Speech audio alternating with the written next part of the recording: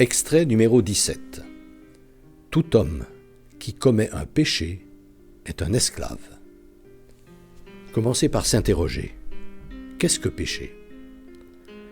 La réponse se trouve dans le Bénédictus, quand Zacharie remercie Dieu d'avoir délivré son peuple, de lui avoir donné pour fils le futur prophète Jean-Baptiste, et qu'il lui demande que, nous ayant délivré de ses ennemis, de l'emprise des tentations qui nous assaillent tous, jour et nuit, nous le servions en sainteté, en étant individuellement purs, et justice, pour pouvoir devenir un artisan de paix efficace.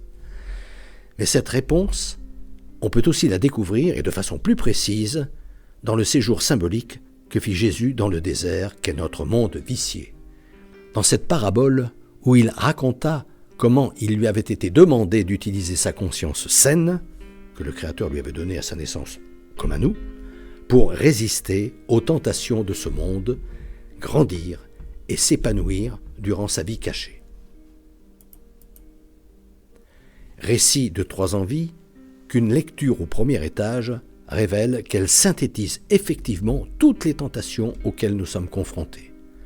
Posséder toujours davantage, paraître autre que nous ne sommes réellement, et manifester le pouvoir que nous ambitionnons de dominer les autres partout où nous nous trouvons. Toutes tentations qui ont pour origine nos instincts animaux, auxquels nous devons résister impérativement si nous voulons accéder au monde spirituel dont le Créateur nous a ouvert la porte en nous donnant une âme.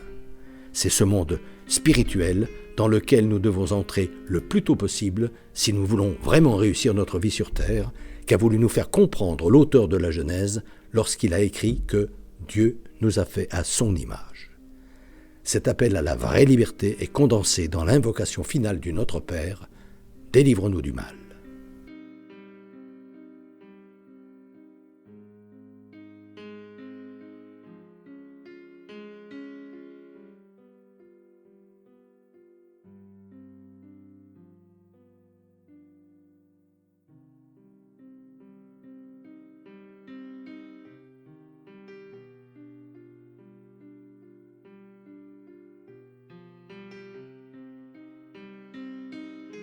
Depuis des années, environ 1 fois par mois, j'envoie une lettre d'information spirituelle à tout mon carnet d'adresses.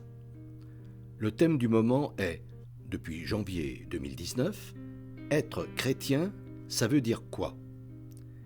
Si ce sujet vous intéresse, n'hésitez pas à me transmettre votre mail en vous contentant d'indiquer auditeur YouTube, vos noms et prénoms, et éventuellement votre numéro de téléphone si vous souhaitez me parler.